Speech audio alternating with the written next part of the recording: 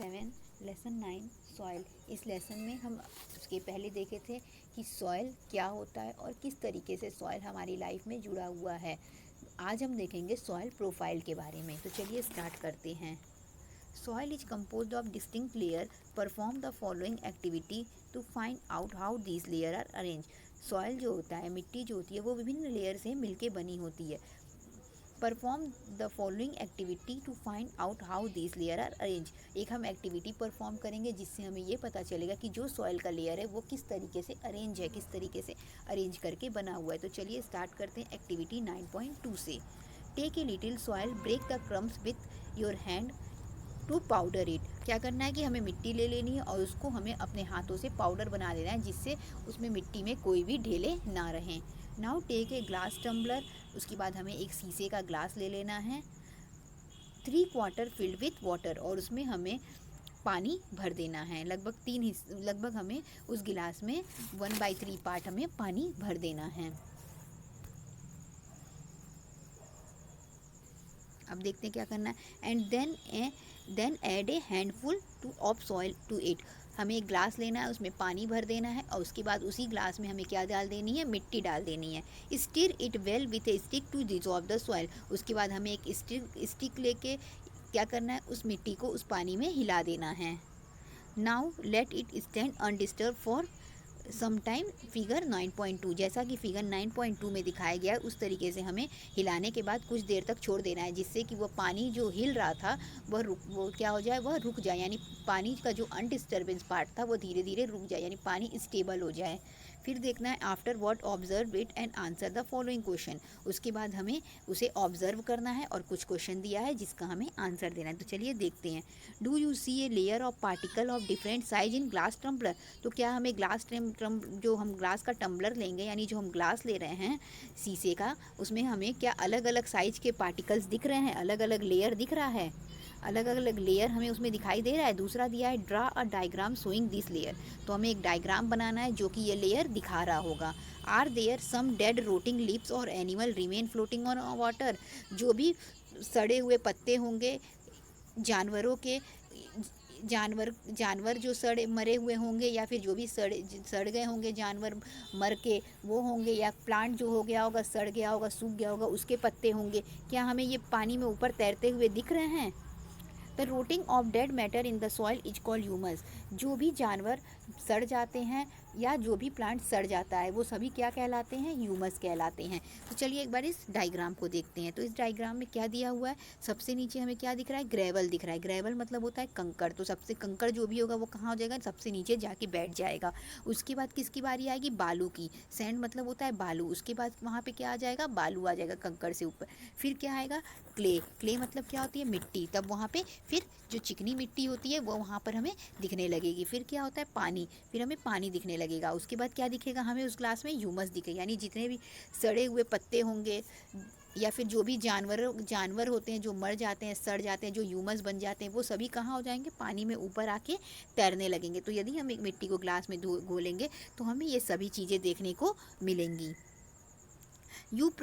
You probably known that soil is formed by breaking down of rocks and action of wind, water and climate। हम सभी अच्छे तरीके से जानते हैं कि सॉइल का फॉर्मेशन रॉक से होता है। जब रॉक पे लगातार बारिश पड़े, धूप पड़े, हवा लगे तो छोटे छोटे टुकड़ों में टूट जाता है और इस तरह से हजारों वर्षों पे सॉइल का फॉर्मेशन होता है। The process is called weathering. इसी प्रोसेस को वेदरिंग कहते हैं। किस प्रोसेस को, कि रॉक पे जो लगातार हवा का लगना, पानी का पड़ना, धूप का लगना, उस पर जो भी क्लाइमेट कंडीशन उस पत्थर पर होती है या उस रॉक्स पे होता है जिसके कारण वह टूट के सॉइल बनता है, उसी को वेदरिंग कहते हैं।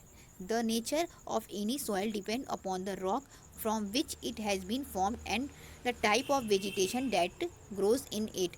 जो भी सॉइल का नेचर होता है, जो भी सॉइल की प्रकृति होती है, वह इस चीज़ पे डिपेंड करती है कि वह किस तरीके के रॉक से बना हुआ है और वह किस जगह पर उग रहा है। यानी वह मिट्टी के वेजिटेशन कैसा है, यानी वो जो मिट्टी है उसमें क्या क्या चीज़ें उग सकती हैं, उस पर डिपेंड करता है कि उस मिट्टी का प्रकृति कैसा है, उस मिट्टी का स्वभाव कैसा है। A vertical section through different layer of soil is called soil profile. एक वर्टिकल सेक्शन, यानी जो भी सारे मिट्टी क्या थे, एक सेक्शन में डिवाइड हो जा रहे थे ना ऐसे ऐसे, तो वह सभी सेक्शन जो सॉइल को क्या कर दे, विभिन्न लेयर में डिवाइड कर दे, उसी को सॉइल प्रोफाइल कहते हैं। Each layer differs in feel, texture, colour, depth and chemical composition. सभी लेयर एक दूसरे से भिन्न थे, कलर में भिन्न थे, अपने कंपोजिशन के आधार पे भिन्न थे, अपनी गुण के आधार पे, यानी उन सब जितने भी लेयर थे सब में कुछ ना कुछ भिन्नता थी, सभी एक दूसरे से भिन्न थे। These layer are referred to as horizon. इन सभी लेयर को हम हॉरिजॉन कह सकते हैं। We usually see the top surface of a soil, not layer below it. हमें प्रायः देखने को मिट्टी का ऊपरी हिस्सा दिखाई देता है, अंदर के हिस्से हमें दिखाई नहीं देते हैं। प्रायः हम क्या देखते हैं, मिट्टी का ऊपर वाला भाग देखते हैं। If we look at side of the recently dug beach, we can see the inner layer of the soil too. यदि हम कोई गड्ढा खना हुआ देखते हैं तो हमें ये लेयर देखने को मिल जाएंगे, तो हम इन अंदर के लेयर को भी देख सकते हैं। यदि हम किसी गड्ढे में देखें, गड्ढा अगर कोई किया गया हो, यदि हम उसे देखें तो हमें ये अंदर की लेयर भी देखने को मिल जाएगी। Such a view enable to observe the soil profile at that place. तो इस तरीके से हम उस जगह के सॉइल प्रोफाइल को भी देख सकते हैं। Soil profile can also be scene while digging A well और लेइंग द फाउंडेशन और अ बिल्डिंग। सॉइल प्रोफाइल को कुआं खोदते समय या कोई भी बिल्डिंग बनवाते समय, जो कि ज़मीन के नीचे हम बनवाते हैं, तो भी हम देख सकते हैं। It can also be seen at the side of road of on a hill और अ स्टेप रिवर बैंक। और साथ ही साथ यह हमें जो हिल एरिया का जो रोड होता है उसके किनारे भी देखने को मिल सकता है, और कुछ रिवर बैंक यानी नदी के किनारे भी देखने को मिल सकता है। The upper most horizon is generally dark in colour and is rich in humus and mineral. जो मिट्टी का सबसे ऊपर वाला भाग होता है वह प्रायः डार्क कलर का होता है, और साथ ही साथ वह ह्यूमस और मिनरल में रिच होता है। ह्यूमस तो बता चुके हैं, जो भी सड़े प्लांट जो भी होंगे सड़ जाएंगे, गल जाएंगे वो, और साथ ही साथ जो जानवर मर जाएंगे, सड़ के गल जाएंगे वो सभी क्या होते हैं, ह्यूमस होते हैं। ये सभी जो होते हैं ये सभी पाए जाते हैं ऊपरी हिस्से में। और क्या क्या पाया जाता है, मिनरल्स पाए जाते हैं, कुछ खनिज पदार्थ भी पाए जाते हैं, जैसे कुछ जितने भी न्यूट्रिएंट्स होते हैं वो सभी पाए जाते हैं। The humus makes the soil fertile and provide nutrients to growing plant. जो ह्यूमस होता है वह सॉइल को फर्टाइल बनाता है, उपजाऊ बनाता है, और जो भी प्लांट्स के लिए ज़रूरी न्यूट्रिएंट्स हैं, पोषक चीज़ें हैं, वह प्लांट्स को देता है। यानी जो भी प्लांट्स ग्रो करते हैं उनको जो भी पोषक तत्वों की ज़रूरत पड़ती है वह इसी ह्यूमस के थ्रू प्लांट को मिलता है। This layer is generally soft, porous and can retain more water. यह प्रायः क्या होता है, सॉफ्ट होता है, और साथ ही साथ इसमें पानी भी पर्याप्त मात्रा में रहती है। It is called top soil और ए हॉरिजॉन। तो इस तरीके से ये जो ऊपर वाला हिस्सा होता है इसे टॉप सॉइल कहते हैं या फिर हॉरिजॉन कहते हैं। कौन सा हॉरिजॉन, ए हॉरिजॉन, जिसमें प्लांट उगता है या जिसमें ह्यूमस पाया जाता है। This provide shelter for many living organism such as worm, rodent, moles, beetle. ये कई सारे ऑर्गेनिज्म को घर भी देता है, शेल्टर भी देता है, जैसे कि चूहे वगैरह हो गए, बीटल्स वगैरह हो गए। इसके साथ साथ जो भी अर्थ वॉर्म होते हैं ये उन सबों का घर भी होता है। The roots of small plant are embedded entirely in the top soil.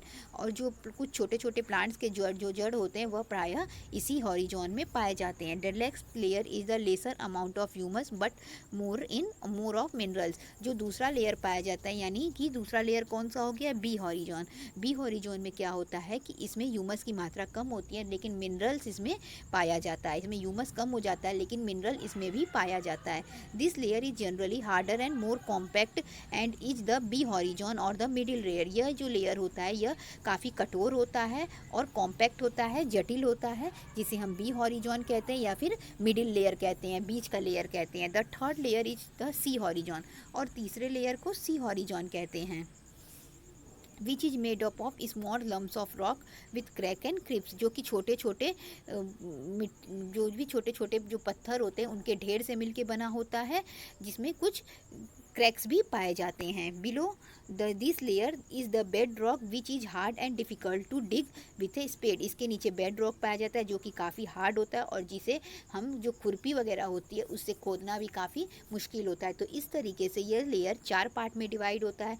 सबसे पहला पार्ट क्या, ये इस तरीके से यह लेयर हमारा 4 पार्ट में डिवाइड होता है, जैसा कि डायग्राम में हम देख पा रहे हैं।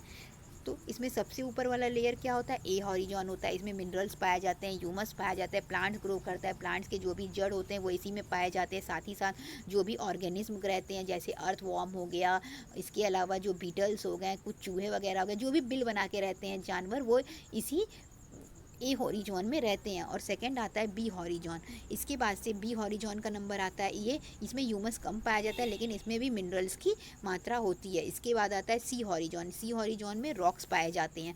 और उसके बाद से आता है बेड रॉक। ये सबसे लास्ट पार्ट होता है और ये सबसे कठोर भी होता है, ये हार्ड होता है, इसे हम खुरपी वगैरह से भी छेद नहीं कर सकते, यानी इसको हम खोद नहीं सकते। तो इस तरीके से यह सॉइल की प्रोफाइल होती है। इस तरीके से हमें ग्लास में भी यही सारी चीज़ें देखने को मिली थी।